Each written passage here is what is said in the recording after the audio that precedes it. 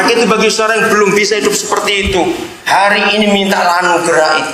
Saya bersyukur kalau tim kami semuanya kami sudah membiasakan tinggal dengan orang. Harus supaya kita saling kompak. Kalau saya tidak belajar dengan kami di Nabire, nggak mungkin dia bisa memimpin di sini seperti ini. Jadi Pak masih yang belum tahu, belajarlah seperti itu. Itu indah sekali. Saling nasihati, saling menguatkan, saling menghibur. Saudara, sebelum Pak Tapasan, Pak Dede keluar dari tempat kami dengan 4 anak, rumah kami cuma kamar 3. Kami suami istri pakai 1 kamar, mereka pakai 2 kamar itu. Rame, bayangkan 4 anak. Tapi kami senang. Di rumah kami ganti-ganti orang yang tinggal. Di Pak Edo juga begitu. Bu Ening pernah ngitung selama mereka menikah sampai saya menikah tahun yang lalu, hitung-hitung sudah hampir 60 orang yang pernah keluar masuk dari rumah Pak Edo. Sekarang pun nggak tahu berapa banyak orang lagi di situ. Dan indah, tinggal bersama-sama itu indah. Kita belajar saling menerima satu dengan yang lain, untuk kita saling menguatkan, saling menghibur. Dan ini ayat yang kami pakai.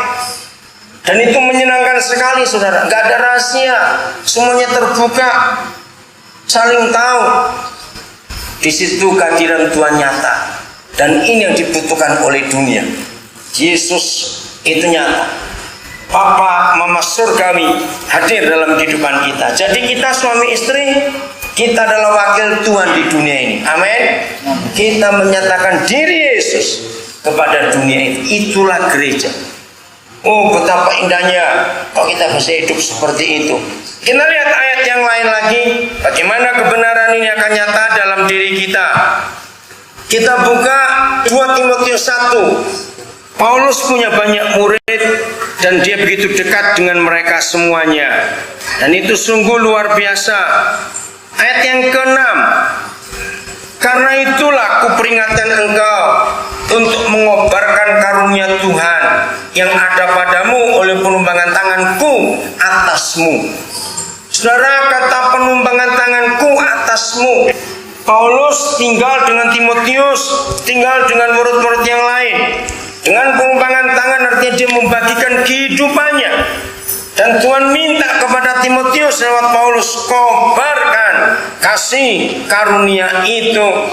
Sebab Tuhan memberikan kepada kita bukan roh ketakutan, melainkan roh yang membagikan kekuatan, kasih, dan ketertiban.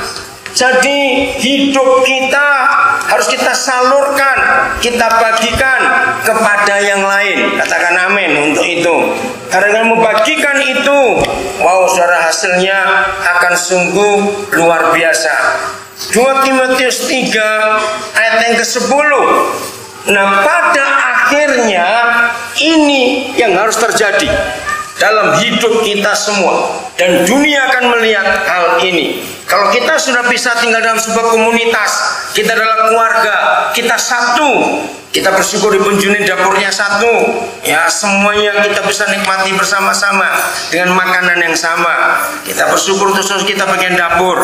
Ini akhirnya.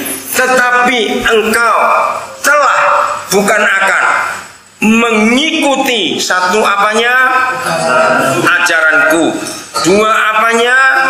Cara hidupku. 3 apanya? Pendirianku.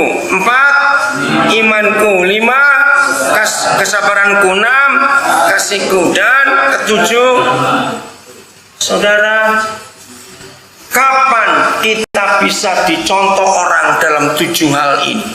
Ini luar biasa. Maka itu kalau cuma di mimbar, dengar ya, kalau cuma di mimbar kita bisa bersandiwara. Kira-kira ya atau tidak? Lagi sekali, kalau di mimbar kita bisa bersandiwara. Maka itu jangan pernah menilai orang Kristen atau hamba Tuhan waktu dia lagi pelayanan itu bisa bersandiwara. Kalau kita mau melihat seorang, lihatlah dalam hidup sehari-hari. Enggak ada yang amin. Nah, hidup sehari-hari itu di rumah, tinggal bersama-sama. Mengapa Paulus berani berkata, engkau telah mengikuti 7 hal dari hidup? Saudara, kalau kita tinggal serumah, tinggal dalam komunitas, Semua terbuka. Orang bisa melihat cara hidup kita semuanya. Ajaranku satu, cara hidupku, cara hidup kita diikuti orang. Apa saja. Dari pagi bangun sampai malam, orang tinggal serumah dengan kita bisa melihat semuanya kita. Berani nggak kita dicontoh dan ditiru oleh orang? Maaf, dengarkan kalimat ini. Kalau sampai ada di antara kita nggak berani dicontoh dan diikuti orang, pasti itu orang munafik. Lo jawab iya atau tidak? Kenapa kok iya? Ayo jawab. Mengapa seorang menjawab iya? Kalau ada orang tidak mau diikuti dicontoh yang lain, kenapa? Coba jawab. Kenapa orang munafik? Nggak asli, betul. Takut diketahui siapa sesungguhnya dia. Ini perkara luar biasa. Jadi bagi saudara yang sampai hari ini masih keras, aduh nggak bisa saya tinggal rame-rame, rendahkan hati supaya kita saling belajar. Ini indah sekali. Pengajaranku, cara hidupku, pendirianku, imanku, kesabaranku, kasihku, ketekunanku, semua dicontoh. Ini penting sekali dalam hidup kita. 1 Korintus 11 ayat 1. Yang tidak kamu baca cuma literal, bacakan. Oh tadi yang literal ayat 10 sama enggak? Yang Timotius tadi. Coba kamu baca lagi. Kita dengar secara literal terjemahnya ini. Yang 2 Timotius 3:10 tadi. Ayo bacakan cepat. Saya sudah siapkan 1 Korintus 11 ayat 1. 3:10. Jadi kekristenan itu bukan cuma lagi ibadah. Katakan amin. Sangat celaka kalau kita mengatakan Kristen itu cuma lagi ibadah. Tidak. Justru kekristenan itu dinilai di luar ibadah. Waktu kita belanja gimana? Waktu kita naik taksi bagaimana? Waktu kita diinjak orang bagaimana? Di situ kita tahu ini Kristen atau tidak. Di ibadah seringkali kita bisa munafik. Betul? Waktu kita naik motor serempet orang, bagaimana? Itulah kekristenan. 2 Timotius 3:10. Dan engkau telah mengikuti aku dari dekat dalam ajaran, cara hidup, tujuan, iman, panjang sabar, kasih, ketabahan. Ya, 1 Korintus 11 ayat 1. Jangan dibaca. Nah, saudara, kalau kita tidak kenal Paulus, kita berkata, ini orang sombong sekali. Siapa dia? Sehingga dia menyamakan diri, mengidentikan diri dengan Yesus. Tapi itu betul. Jadilah pengikutku, seperti aku juga jadi pengikut Kristus. Berani gak kita dicontoh oleh orang seperti itu? Literalnya bilang apa? Dan aku tidak menginginkan kamu untuk mengabaikannya. 1 Korintus 11 ayat 1.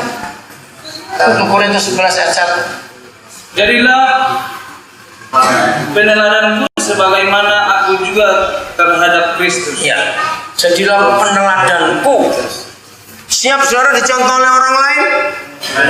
Lagi sekali saya berkata, kalau masih ada di antara saudara yang takut dicontoh orang lain, dan masih begitu banyak rahasia dalam hidup saudara sembunyikan, nggak berani terbuka, takut, berarti kita orang munafik.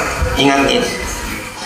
Yang nggak berani dicontoh oleh orang lain dalam segala hal, kita orang munafik. Sungguh saya bersyukur memberi saya kemampuan. Saya nggak pernah takut orang tahu jumlah uang saya itu, nggak pernah takut. Saudara, karena setan selalu bersembunyi di balik rahasia. Betul? Begitu ada rahasia, setan langsung bersembunyi. Itu tempat iblis bersembunyi. Maka itu jangan ada yang kita tutup-tutupi dalam hidup ini. Yakobus 5 ayat 16. Saya minta saudara senyum atau angkat tangan yang sudah ada coretan di kalimat kedua di Yakobus 5:16 yang mulai kata doa orang benar. Coba semua buka dulu Alkitabnya. Kalau ada coretannya saudara angkat tangan. Ya, 1, 2, siapa lagi? 3. Nah, oke, rata-rata orang Kristen cuma nyoreti bagian kedua saja. Doa orang benar, bila dengan yakin didoakan maka besar kuasanya. Tapi kita tidak pernah tahu menjadi orang benar itu dari kalimat pertama di ayat 16. Bagaimana? Nah, terjemahnya yang kurang tepat. Yakobus 5:16. Hendaklah kamu saling apa? Ayo, mengaku dosamu dan saling mendoakan, maka kamu sembuh. Nah, seharusnya kamu benar.